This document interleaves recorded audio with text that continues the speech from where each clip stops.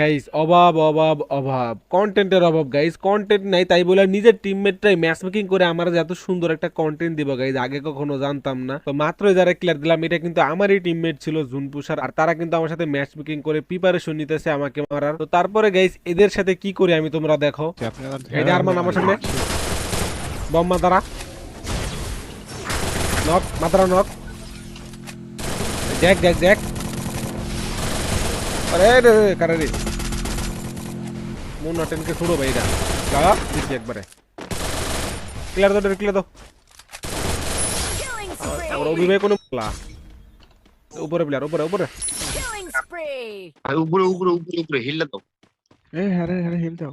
ভাই গো ভাই জুন এত দূরে গে। তো এরপরে গাইজ অ্যালেক্স কিন্তু আমার সাথে একটা 2 নাম্বারই করে, এনিমির ভয়ে অ্যালেক্স ভাই লঞ্চ পেকলে পলায় যায়। মানে সিরিয়াসলি 59 গিল্ডের প্লেয়াররা কি ভাই আসলে পলাইতে জানে নাকি মারতে জানে গাইজ? এ ভাই এমন লেভেলের লঞ্চ পেকটা লয়ে দৌড় দেয়, মানে বলার পর এখানে কিন্তু এই প্লেয়ারটা আমি নক করে দেই সোনিয়ন। আর দেন সামনে কিন্তু আরো প্লেয়ার আছে, আমি ওরে বলতেছি যে ভাই আমার সাথে আসো, দেখো লঞ্চ পেকলেও পলাই গেছে গা। আর এদিকে দেখো সামনে আমার একটা প্লেয়ার আছে, তারা কি লেভেলের একটা হেডশট দেই একবারে ভাই।